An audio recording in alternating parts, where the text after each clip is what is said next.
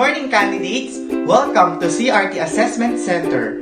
My name is Carlo de Vera, an accredited competency assessor for food and beverages, services, and C2. Here is my ID as a proof of my accreditation. I would like to acknowledge the presence of Engineer Marisa Villanueva, our Competency Assessment Center Manager.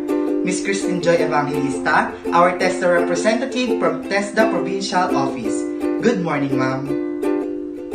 Candidates, don't worry about their presence. They are here to oversee the conduct of competency assessment and to check if the conduct is in accordance with the prescribed competency, methodology, and procedures. They will not assess you. Before we start, I would like to take your attendance. Please sign here.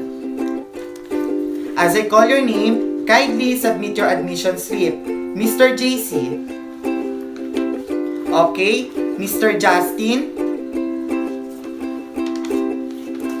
Mr. Justin, I have noticed that your picture in the application form and admission slip are different. Can you give me similar picture?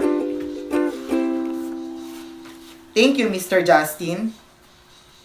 I have here with me your accomplished application form and self-assessment guide. This is an indication that you know and can perform all the units of competency enumerated in this qualification. Today, I am going to administer competency assessment for food and beverages services and C2, which is composed of basic, common, and core competencies.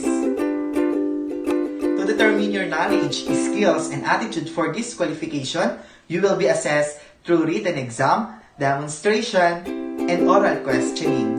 Food and beverages services and C2 has full qualification, where you are required to perform the following tasks: table napkin folding, table setup, and welcoming the guest. The result of the assessment can be either you are competent or not yet competent. If you have doubt about the result of the assessment or you are satisfied with it, you can make an appeal. All you have to do is write a letter indicating the name of assessor, name of assessment center, date of assessment, nature of complaint, sign it, and submit to the TESDA Provincial Office where the assessor and assessment center is accredited. However, rest assured that the result of your assessment shall be treated with strict confidentiality. This is to ensure your integrity. The result will only be available for authorized. In regards to this, I request you candidates to refrain from giving away any form of information regarding assessment process. If you have difficulty reading or understanding the given instruction, do not hesitate to inform me so I can read it or translate it for you. Does anyone here who is not feeling well? None, sir. For any other concern, just let me know so we can make necessary adjustments. Do you have any questions? None, sir. In this center, we have different areas. In this room is for written exam and oral questioning. Just outside is the waiting area. At the end of the hallway is our canteen where you can take your meals during break. Next to it is our comfort room. For the demonstration, you are to perform them in the next room to this. Everything clear? Yes, sir.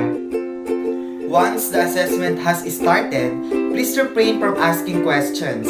It is no longer allowed. Same with your cell phones, you are not allowed to use it during assessment. Just kindly put it on silent mode or perhaps turn it off.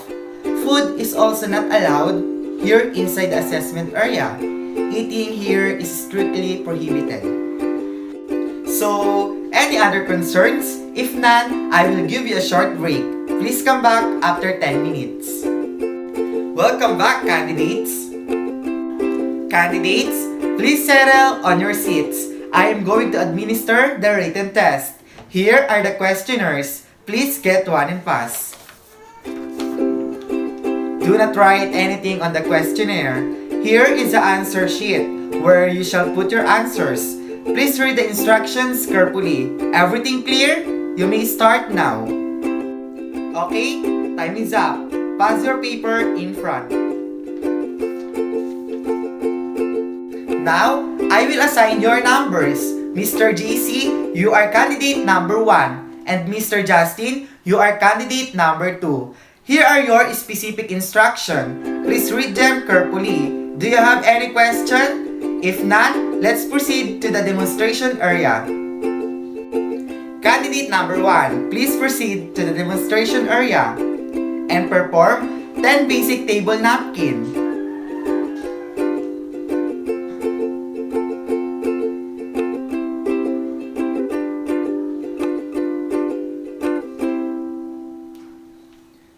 Okay, can you call candidate number 2? Candidate number 2, perform 10 table napkin folding.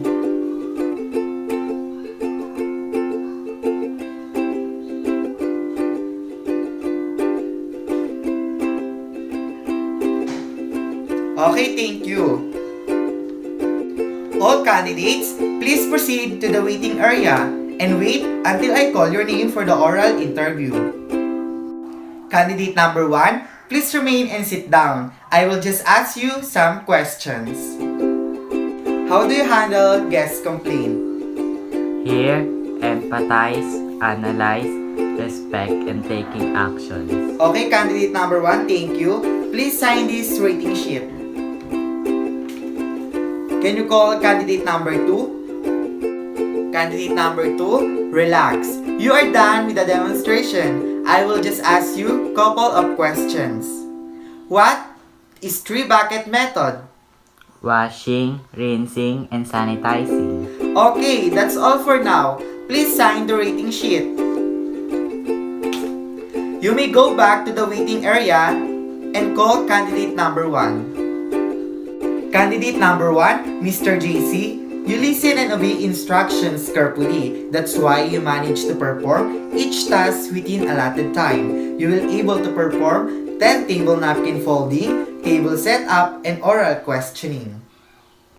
Which I am glad that you still managed before the given time, and I quite observed that you were nervous during the oral questioning. Nonetheless, you have achieved the required score in your written exam.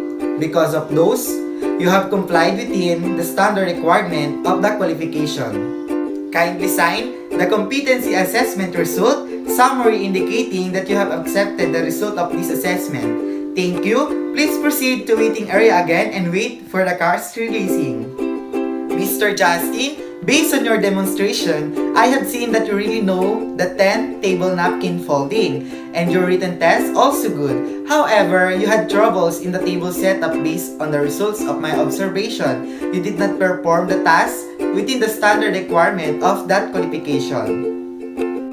But don't worry, you can be reassessed again. Just practice more on the task that you need to improve, and when you're ready, just coordinate here at the assessment center for our next schedule. And don't worry, you will only be reassessed on the part of the activity that you did not complete successfully.